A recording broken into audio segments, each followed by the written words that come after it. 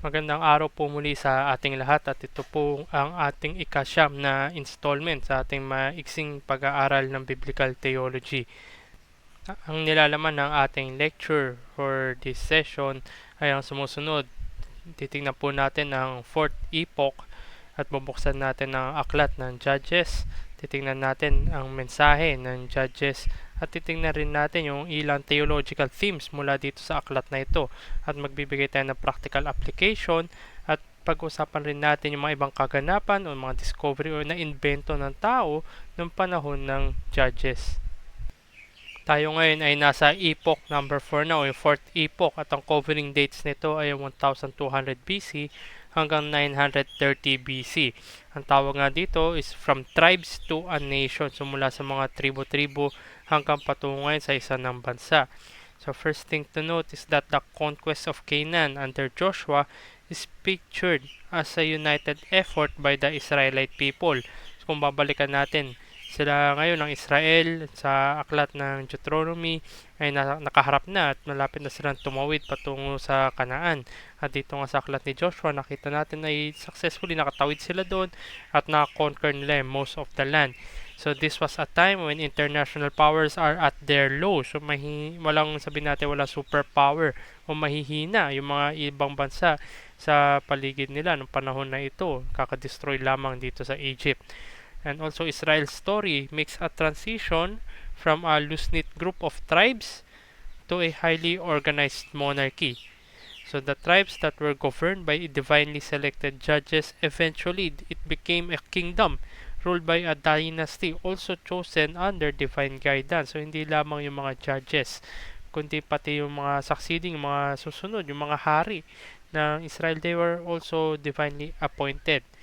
Makita rin natin dito that the biblical books which relate to Israel's transition to a kingdom includes Judges, Ruth, 1st and 2nd Samuel, 1st and 2nd Chronicles, and parts of 1st Kings and 2nd Chronicles.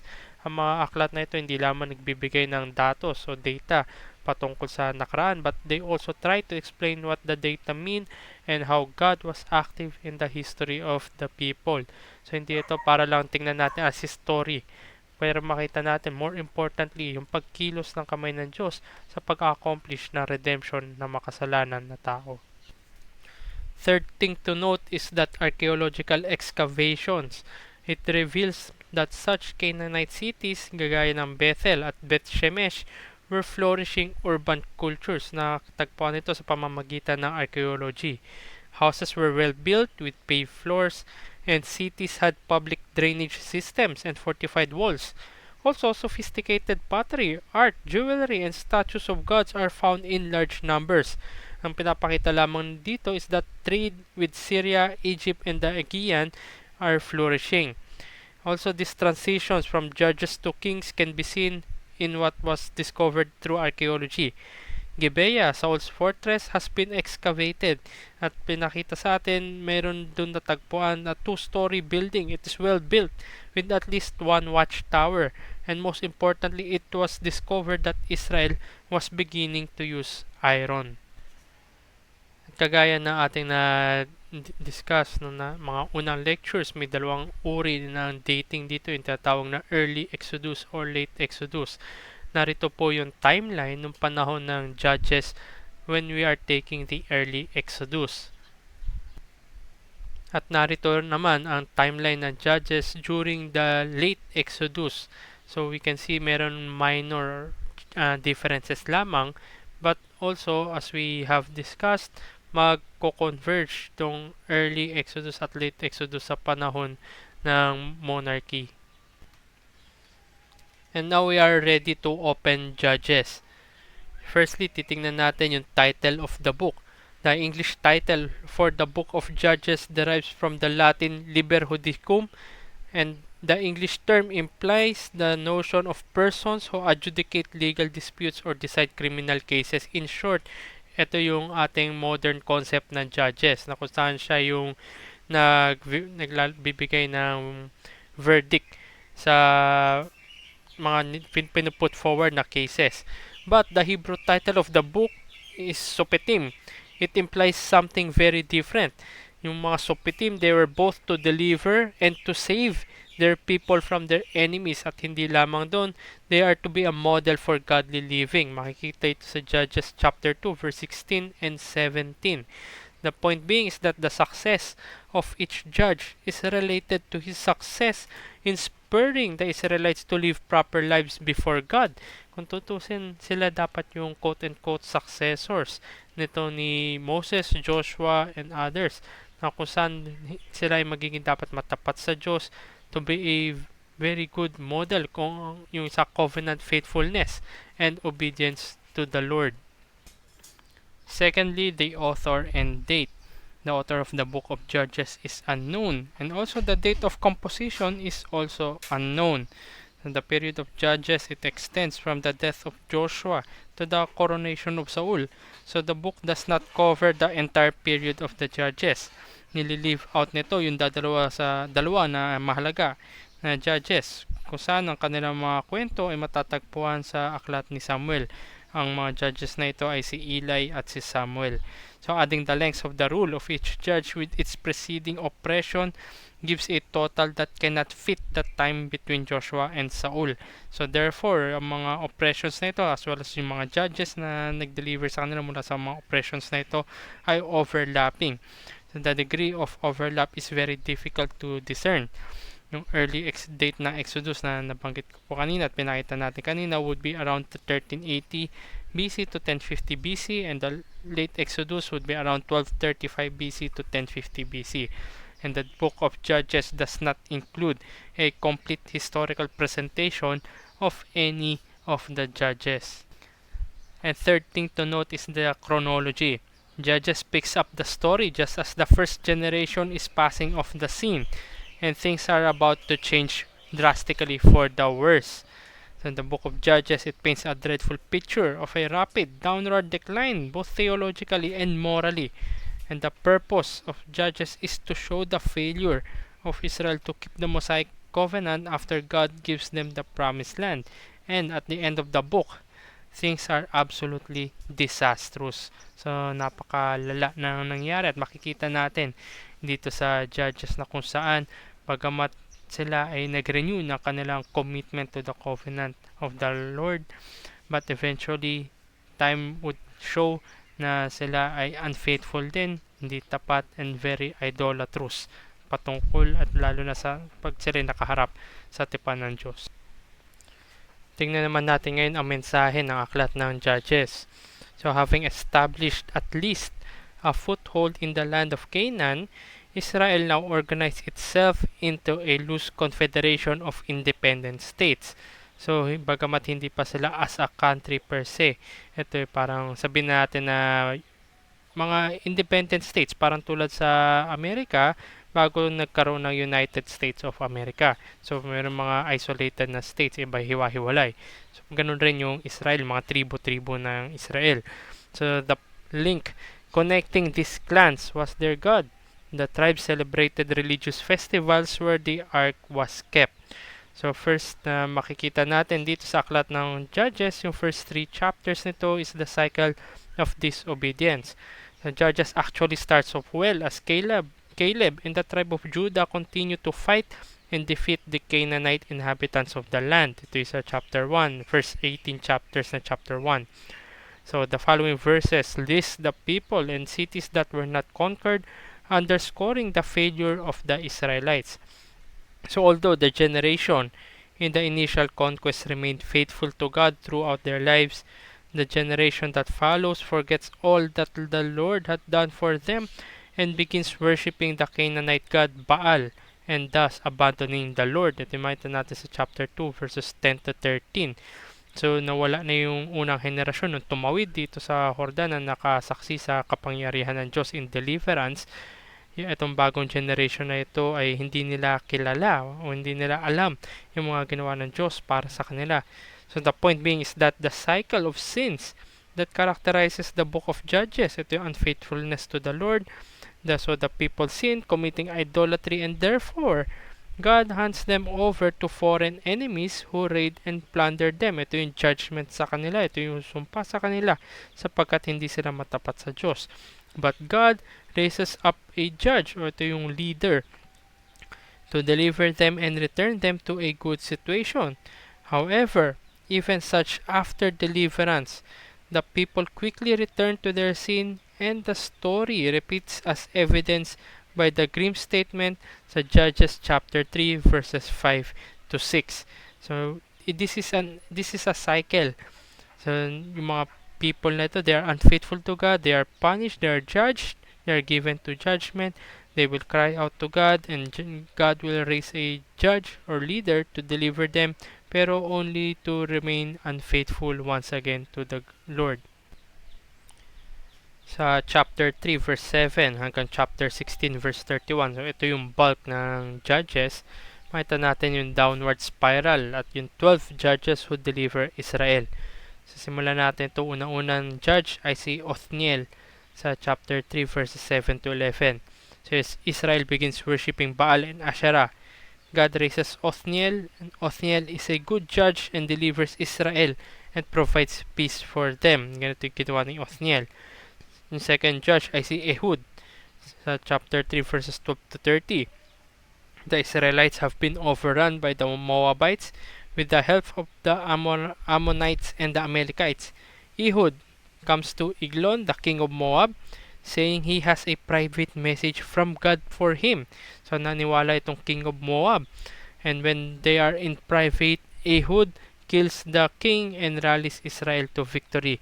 Bagamat may treachery part ito, pero ginawa niya ito para mailigtas ang Israel.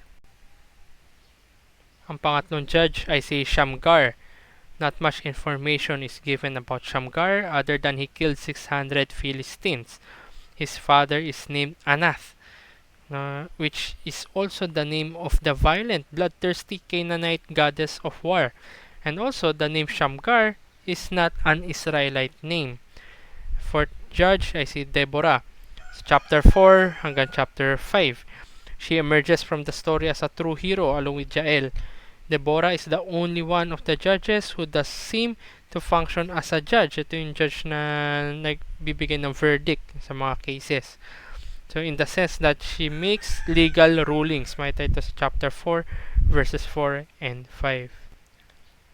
Fifth judge is Gideon sa chapter 6 hanggang chapter 9. The Lord himself calls on Gideon to deliver Israel and promises his presence. So nangako ang Diyos dito kay Gideon ng kanyang presensya, nasasamahan siya. But Gideon is not convinced and asks for a sign. So as the story progresses, it takes 4 miraculous signs to keep Gideon on board. So makita natin na matigas yung puso at ulo nitong ni Gideon. Hindi siya nagtitiwala sa Diyos. He wants to share the glory with the Lord.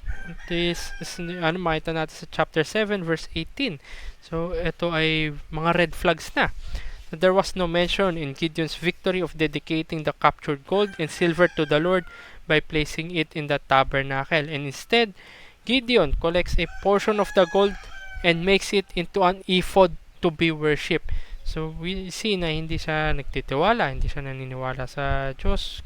Pagkamat humingi pa siya ng miraculous signs. And also, he wants to share the glory with the Lord. So, and also, hindi niya dinedicate yung mga captured na gold and silver patungo sa tabernakulo. So, meron na on 3 or 4 or more occasions, but instead, ang nakita natin sa kanya is idolatry. Gumawa siya ng ephod galing dito sa maginto para sambahin ng mga Israelita. And the sixth judge ay si Tola and Jair sa chapter 10, verses 1 to 5. Not much information is given to them. Ayon sa ibang scholar, they were briefly mentioned, so the total number of judges would be 12. Next up is Jephthah sa chapter 10 hanggang chapter 12 verse 7. So many foreign gods Israel was now worshipping. Ito yung setting ng chapter 10 verse 6. Ganito Israel na kung saan hindi na sila tapat sa Diyos. They are worshipping foreign gods. Deliverance comes from an unlikely individual. But the text never states that God actually called him or raised him.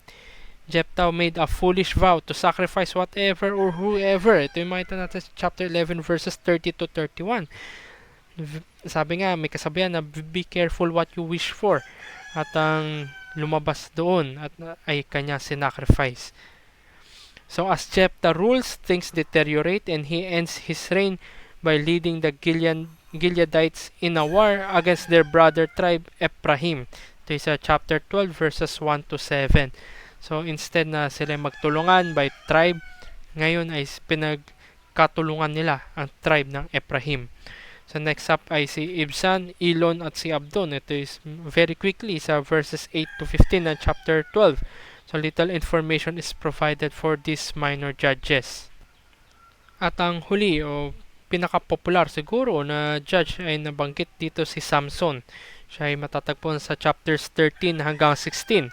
Samson is the last judge to be mentioned.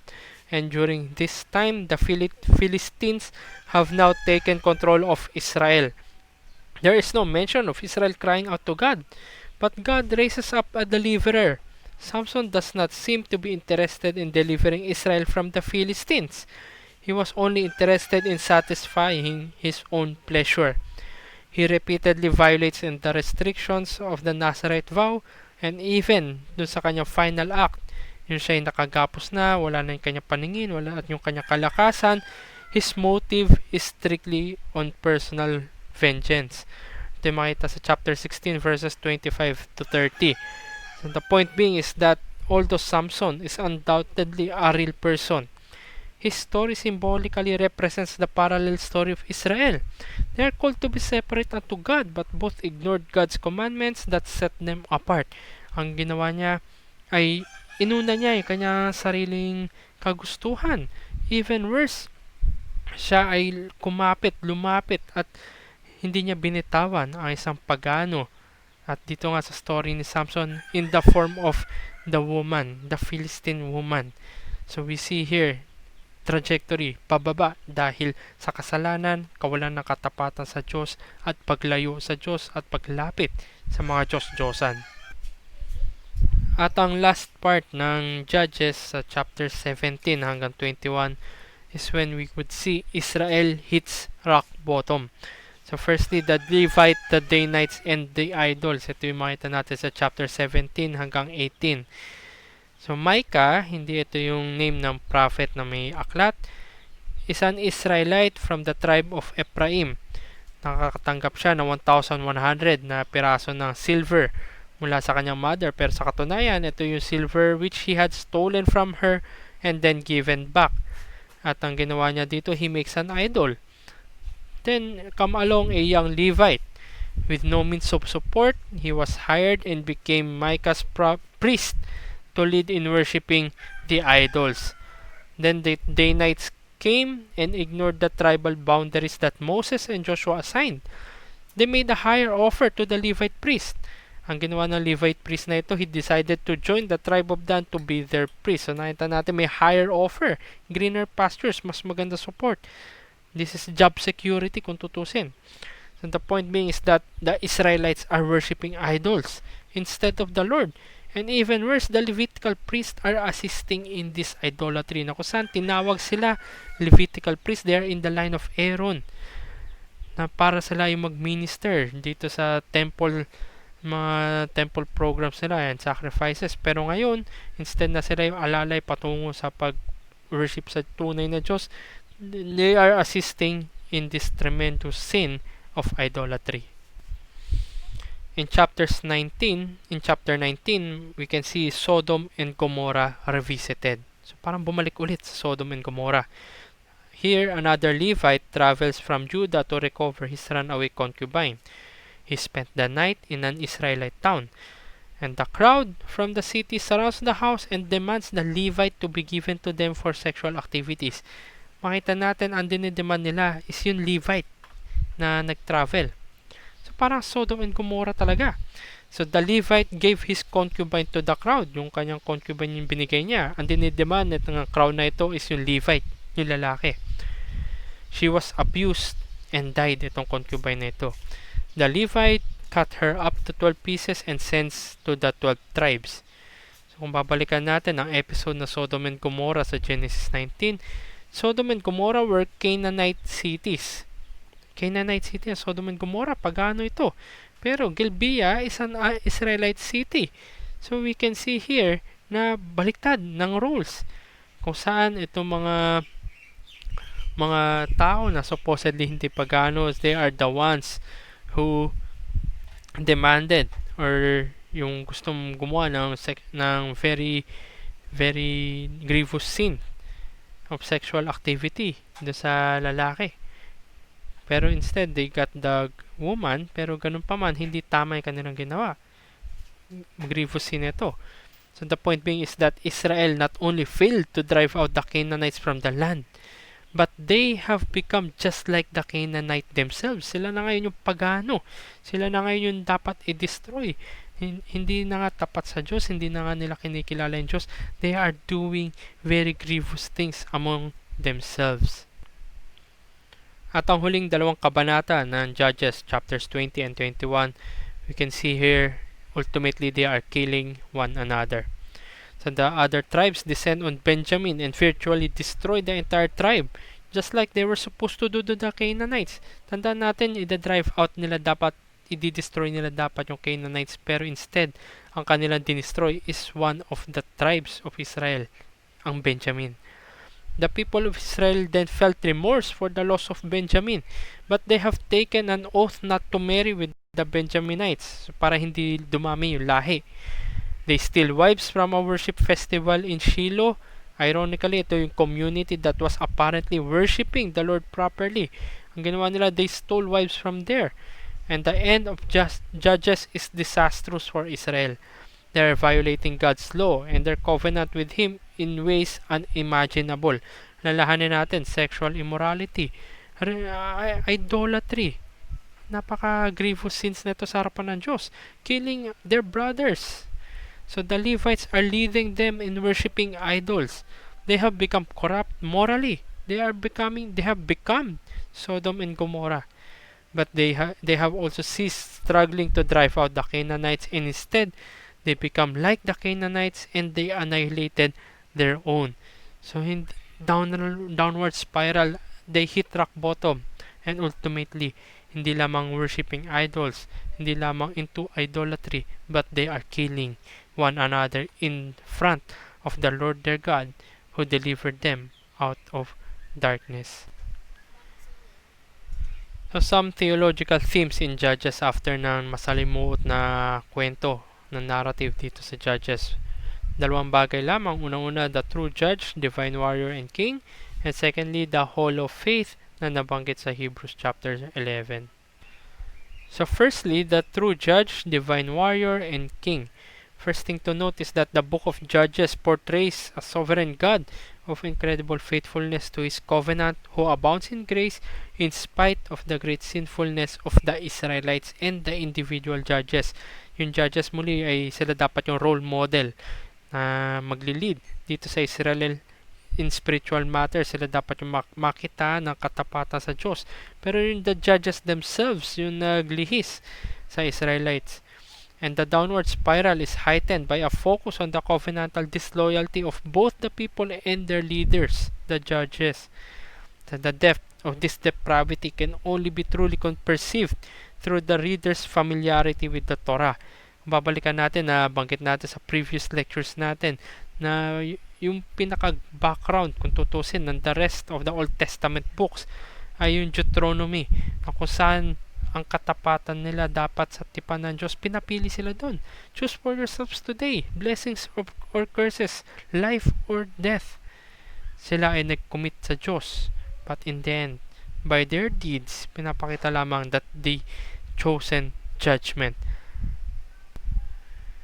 Kung babalikan natin sa Deuteronomy chapter 7, nandito yung law concerning yung herem. Herem na tinatawag, they are to destroy totally the inhabitants of Canaan sa Deuteronomy chapter 7 verse 2. Also on verse 26 ng Deuteronomy chapter 7, binanggit doon, set the material objects, at yung material objects apart for destruction. And also there should be no intermarriage and all altars and idols are to be destroyed. Ito yung herem na commandment sa kanila. God chastens Israel for this disobedience by giving them into the hands of oppressors. Israel cannot break the covenant without consequences. And God disciplines His people But God graciously saves Israel even though the character of the judges becomes increasingly flawed and disobedience abounds. Ang makikita natin dito, the illustration of human sin in each successive story. Tandaan natin, downward spiral to, palalim na palalim, pababa na pababa, papunta ng papunta sa rock bottom. So the writer highlights the great lengths to which God goes in order to save His people. No matter how flawed or sinful the judge, God demonstrates that He is gracious and long-suffering. So the disobedience of His people cannot thwart the plan of God in redemption. Hindi dito nakasalalay because God had already planned redemption. Pinakita lamang dito yung bigat, yung gravity na sin ng tao na kung saan palugmok siya ng palugmok sa kanyang kasalanan. But God in His mercy and grace would reach out even the darkest depths para i-redeem ang kanyang mga tao. And secondly, we can see the hall of faith sa Hebrews chapter 11. Sa Hebrews chapter 11, ito yung tinatawag na Hall of Faith. Napakaraming pangalan dito na kung saan ini-emulate dahil sa kanilang pananampalataya. Some of the judges were listed here sa katunayan. 2 points. Firstly, all these individuals were commended for their faith. Therefore, let believers lay aside everything that keeps them from living a godly life for the Lord. Lalo-lalo yung sinabi sa chapter 12 verses 1 and 2 ng Hebrews na sabi nga may mga witness na nagsasabi etong nasa Hall of Faith na ito na walang dapat humahad lang sa mga mananampalataya kung sila nga ay nagampanan nilang pananampalataya na to sa tulong ng Diyos. What more sa atin ngayon na kung saan meron ng kabuuan, nakita na natin how God would redeem His people through His Son Jesus Christ. So the writer does not intend for his readers to conclude that all these individuals had the same spirituality, the same level of faith and maturity. The writer hardly intends to equate Samson with the likes of Abraham or Moses. Hindi ganito yung pinapakita ng writer. Hindi niya kinukumpara, hindi niya ini-equate lahat na magkakasama, on the same level. Sino nga naman si Samson kumpara kay Abraham or kay Moses? So these judges really have the character flaws and sins that the text of Judges attributes to them. But God's grace is greater than all these character flaws and sins, whether individually or the nation of Israel.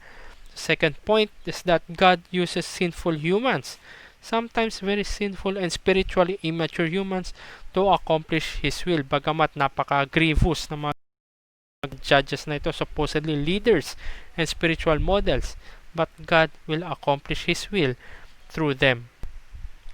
Matapos natin tingnan yung mensahe ng aklat ng Judges at dalawang tema yung tinalakay natin, paano naman natin i-apply sa buhay natin ngayon ang mga napag-aralan natin sa Judges? Tatlong bagay. Una-una, Judges illustrates for us the tragic consequences of sin. Secondly, Judges paints to us the grace of God. And thirdly, tingnan natin, i-zoom in natin the tragic story of Samson. Firstly, Judges illustrates for us the tragic consequences of sin.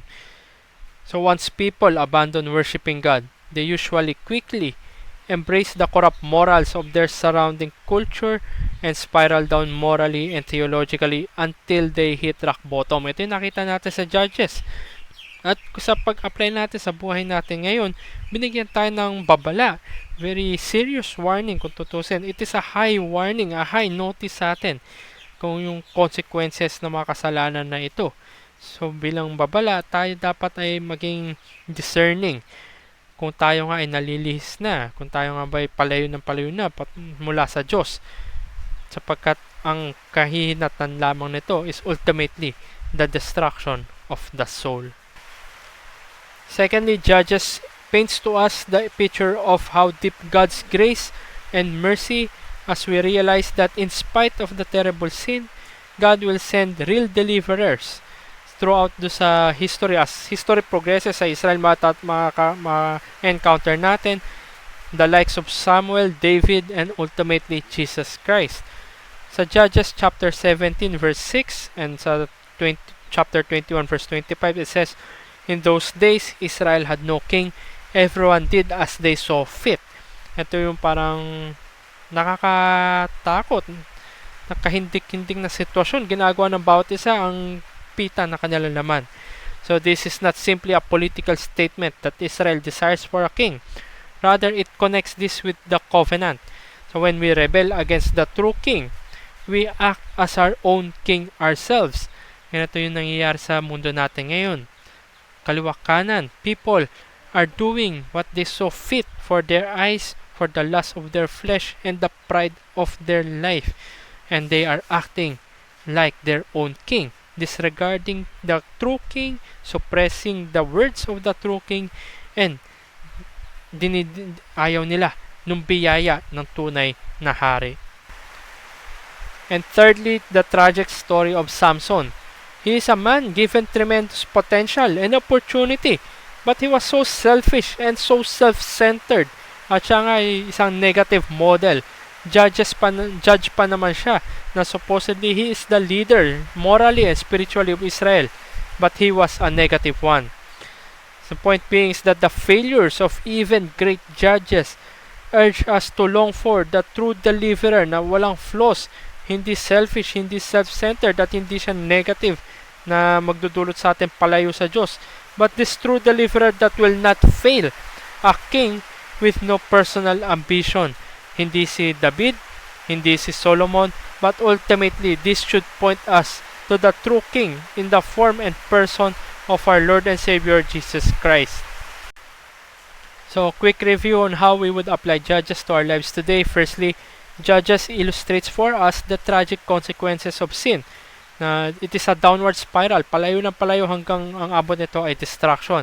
Secondly, Judges paints to us the grace of God na bagamat napaka-flawed and spiritually challenged itong mga judges na ito, it shows to us how the lengths and the depth of the grace of God. And thirdly, the tragic story of Samson, ultimately pointing us to the king that never fails, the king with no selfish ambition, but to truly deliver his people.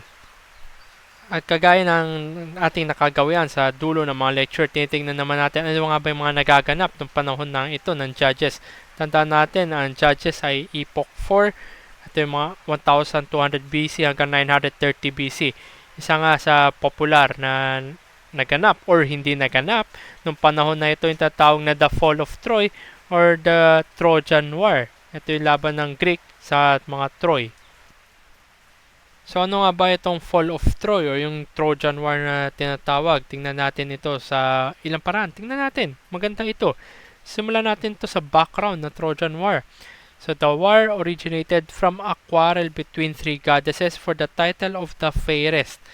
Ngayon po ay October 24 as of recording. Bukas po ay October 25. Very fitting sapagkat October 25 yung Binibining Pilipinas 2020. So parang kung tutusin, ito naman ay mga Miss Universe na mga goddesses. Ang kompetensya nila ay yung title ng pagiging the fairest. So ang contestants dito ay si Hera, siya yung goddess of women, marriage, family, and childbirth. Secondly, si Athena, goddess of wisdom, handicraft, and warfare. And third contestant ay si Aphrodite, goddess of love, beauty, pleasure, and procreation. So tatlong goddess yung naglalaban-laban para sa ultimate prize being called the fairest.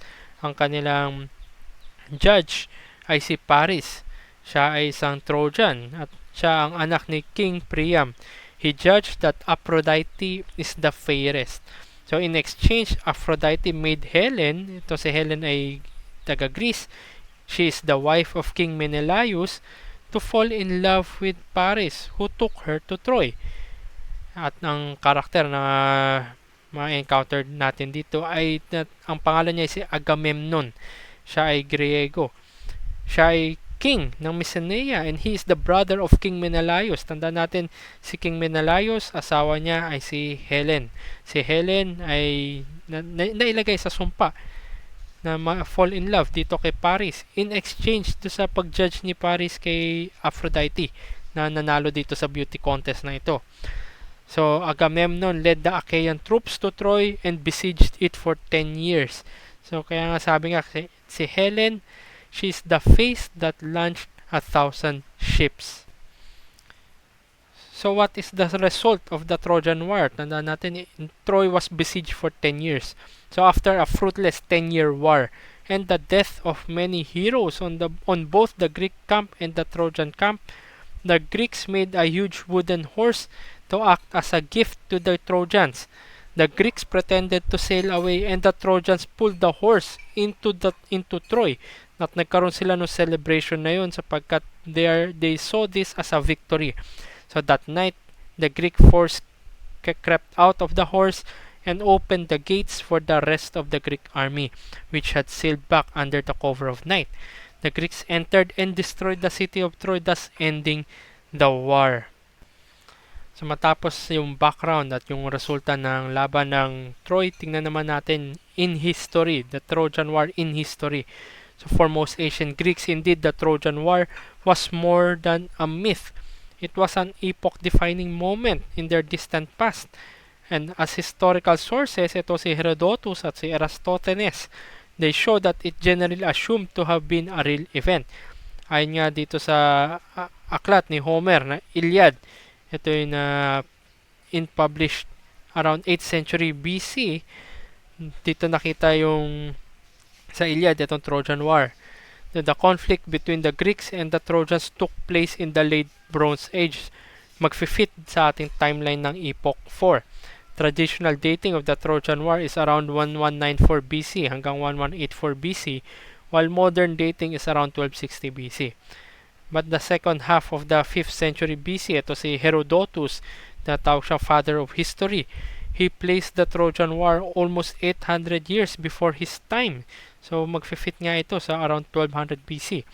And meanwhile, si Eratosthenes, siya ay isang mathematician, was more specific, dating the war in 1184 or 83 BC. But modern scholars, however, have tended to be more skeptical. Kaya nga tanong, did the Trojan War happen at all? Totoo ba ito? Sa katunayan, a major exhibition at London's British Museum contains Greek vases, Roman frescoes, and more contemporary works of art depicting stories inspired by Troy. They are exhibited alongside archaeological artifacts dating from the late Bronze Age. So, point being is that what emerges most palpably from the exhibition is how people are eager through history to find some truth in the story of the Trojan War. Gusto ng mga tao malaman ano nga ba, totoo ba nangyari ito. The Romans went so far as to present themselves as descendants of the surviving Trojans. Tandaan natin, nung gabing yun, habang sabihin natin, very intoxicated ang mga Trojans, ay lumabas ang mga Griego mula dito sa wooden horse na ito. Binuksan nila yung gate, nang sa ganun ay makapasok iba nilang kasama, and then they destroyed Troy. So meron nakatakas sa poem ni, again, si Virgil ito, yung tinatawag na Aeneid, si Virgil. This was published 29 BC or 19 BC. Virgil said or described how the hero si Aeneas escaped the burning citadel with a group of followers after the Greeks have entered using their wooden horse. So, meron daw, may kwento. At ang Romans, sila daw yung descendants netong mga nakatakas mula sa Trojan War. At tingnan naman natin ang Trojan War in archaeology. So, hindi lang in history but also in archaeology. So, it was, in fact, the prospect of rediscovering Homer's Troy that led the rich Prussian businessman, si Heinrich Schliemann, to travel to Hisarlik, what is now known as the west coast of Turkey. Ito naganap noong late 18th century, so 1850 and above. So, Schliemann began to dig in 1870 and uncovered a large number of ancient treasures, many of which are now in display dun sa nabanggit ko na British Museum. So he initially attributed many finds to the late Bronze Age, the period in which Homer set the Trojan War, when they were in fact centuries older. So mas nauna pa, mas matanda pa pala yung mga artifacts na ito. He had excavated the correct location, however, dito para sa Troy, sa Hisarlik, Turkey. Most historians now agree that ancient Troy was to be found at Hisarlik. Evidence of fire and the discovery of small number of arrowheads in the archaeological layer of Hisarlik that corresponds in date to the period of Homer's Trojan War may even hint that a warfare or war had indeed occurred. There also survive inscriptions made by the Hittites, an ancient people based in central Turkey, describing a dispute over Troy, kung saan ang tawag ng mga Hittites dito ay Wilusa, dito sa Troy. But none of this constitutes proof a Trojan War. But for those who believe there was a conflict, these clues are very much welcome. Yung katunayan ng fire, arrowheads, etc., pinapatunayan lamang niyan ay nagkaroon ng conflict, pero hindi specifically dahil sa Trojan War. And lastly, tingnan naman natin yung legacy o yung pamana na itong Trojan War. Katunayan siguro pinakasikat dito yung 2004 film entitled Troy, na kung saan it featured Brad Pitt, Eric Bana, and Orlando Bloom. It made over $497 million worldwide, and in fact, it was the 8th highest grossing film of the year 2004. At hindi lamang sa big screen na limit ang Trojan War. Sa katunayan, sa Netflix din ay merong isang miniseries entitled Troy, Fall of a City. It was aired on February 17, 2018 and co-produced by Netflix and BBC.